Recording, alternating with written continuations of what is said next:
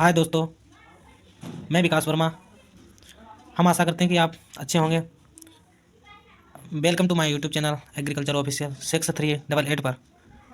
आज हम पढ़ेंगे agriculture 5th semester 3rd year का सब्जेक्ट, जिसका नाम है वर्षा सिंचित कृषि एवं जल संभर प्रबंधन, rainfed agriculture and watershed management, जिसमें हम पहला लेसन लेकर चलते हैं और उसका नाम है वर्षा सिंचित शुष्क कृषि विस्तार व आयाम, जिसमें हमें देखने को मिलता है प्रश्न। और नंबर 1 प्रश्न, जिसमें हम देखते हैं वर्षा सिंचित या शुष्क कृषि से आप क्या समझते हैं, इसके प्रकार एवं विशेषताओं पर प्रकाश डालेंगे।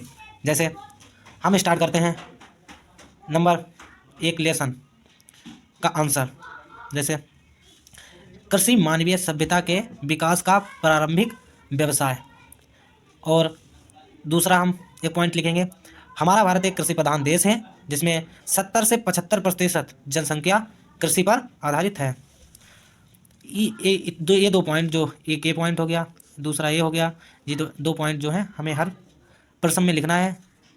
जो लॉन्ग प्रश्न आता है उसमें ही हमें लिखना है, चाहे कोई सा हो जिसमें।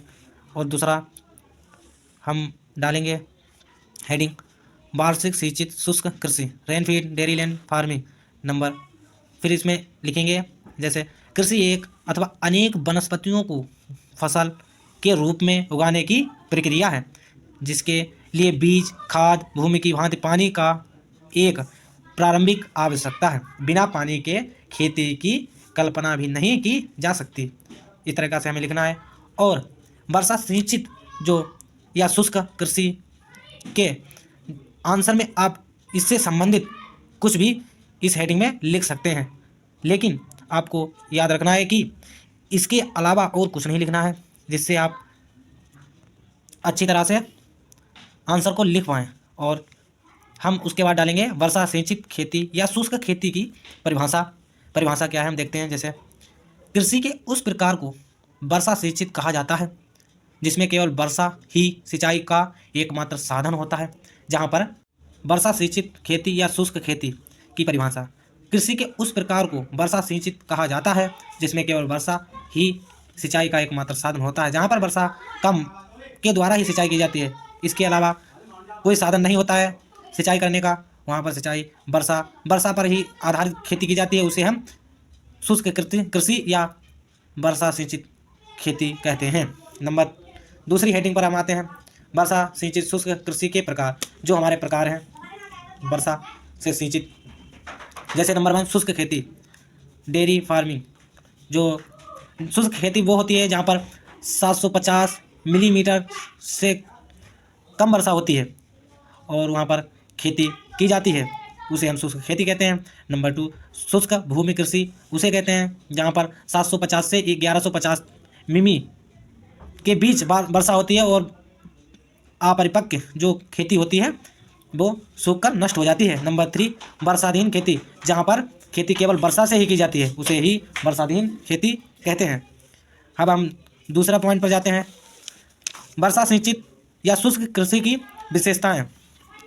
हम देखते हैं विशेषताएं। नंबर 1 कृत्रिम सिंचाई का अभाव, जहाँ पर केवल वर्षा से ही सिंचाई की जाती है और वहाँ पर कृत्रिम सिंचाई का अभाव होता है। नंबर 2 कम उत्पादक, जहाँ पर खेती करने वाले बहुत ही कम मात्रा में उपलब्ध होते हैं।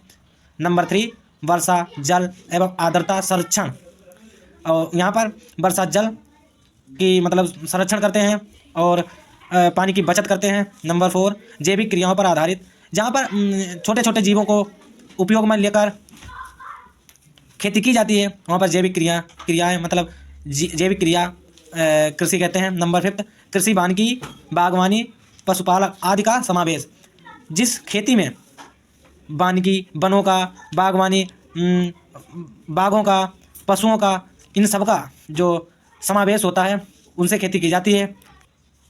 बस हमें इतना ही लिखना है और हमारा ये वाला जो आंसर जो है वो समाप्त होता है। अब हम बढ़ते हैं दूसरे आंसर की तरफ। अब हम देखते हैं दूसरा क्वेश्चन, वैश्विक धरातल पर वर्षा सिंचित कृषि का योगदान अधिकांश कृषि भूमि के वर्षा सिंचित होने के कारणों पर भी प्रकाश डालिए।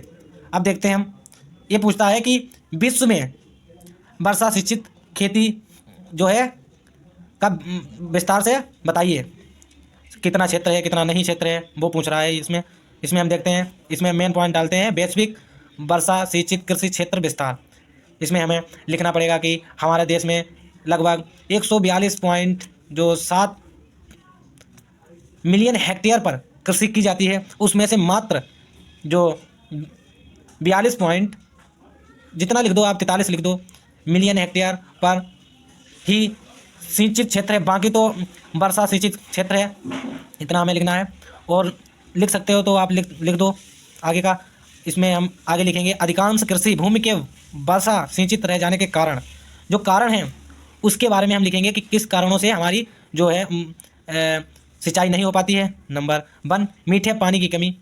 हाँ, मीठा पानी की भी कमी है हमारे देश में, जो हमारी पृथ्वी पर, जिसमें सिर्फ 3.5% ही पानी मीठा है, बाकी तो जिसमें हमारे देश की जो कृषि होती है उसका पानी पूरी मात्रा से पूर्ण नहीं हो पाता है। नंबर 2 जलवायु एवं मौसम का परिवर्तन। हमारे देश में कई प्रकार की जलवायु एवं मौसमों का परिवर्तन होता रहता है, और जिससे हमारे देश के कृषकों को बहुत ही हानि का सामना करना पड़ता है, जिसके कारण हमारी फसलें नष्ट हो जाती हैं। नंबर 3 मरुस्थलीयकरण की प्रक्रिया। हमारे देश में जो मरुस्थलीयकरण या भूमि जो है वो बंजर होती चली जा रही है, जिसमें जैसे प्रक्रियाएं जो हैं जो 2 प्रकार की होती हैं। प्राकृतिक कारण है जो हमारे प्राकृतिक के कारणों के द्वारा होता है। नंबर 2 जो कृत्रिम कारण, जो मानवों के कारण जो हमारी भूमि होती है बंजर, वो है कृत्रिम कारण। अब हम बढ़ते हैं चौथा, प्रदूषण एवं अविवेकी विकास। हमारे देश में जो प्रदूषण अधिक से अधिक बढ़ता जा रहा है, और जिससे हमारी फसलें, मौसम, जलवायु सब चेंज होता जा रहा है, और